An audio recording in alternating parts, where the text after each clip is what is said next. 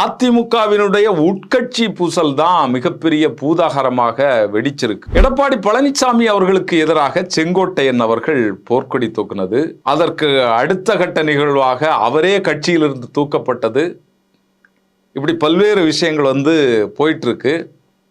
ஏற்கனவே TTV Dinakaran, OPS இவர்களெல்லாம் இந்த கூட்டணியில் சேர்க்கப்பட மாட்டார்கள் அப்படிங்கிறத மறுபடியும் எடப்பாடி பழனிசாமி அவர்கள் பேசிட்டு இருக்கிறாரு. இந்த பக்கம் பார்த்தீங்கன்னு சொன்னா டிடிவி தினகரன் எடப்பாடி பழனிசாமி அவர்களை முதல்வர் வேட்பாளராக நான் ஏற்றுக்கொள்ள மாட்டேன் அப்படிங்கிறத சொல்லிட்டு இருக்கிறார். அப்ப இவர்களுக்குள்ளாலே இந்த கூட்டணி இன்னும் ஒத்து வரல, இவர்களுக்குள்ளாலே ஐக்கியம் இல்லை, ஒவ்வொருத்தரும் பிஞ்சு போயிட்டே இருக்கிறாங்க.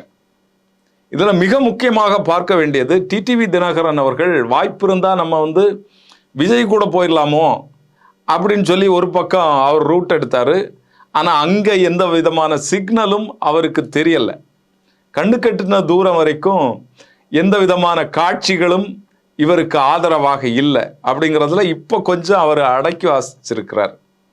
அப்போ இந்த ஆட்களை எல்லாம் உள்ளால கொண்டு வந்தாதான் இந்த கூட்டணி வலுவாகும், இல்லைன்னா அதிமுக ஓட்டுகளே நமக்கு கிடைக்கும் அப்படிங்கிறது உறுதியாக இருக்கு.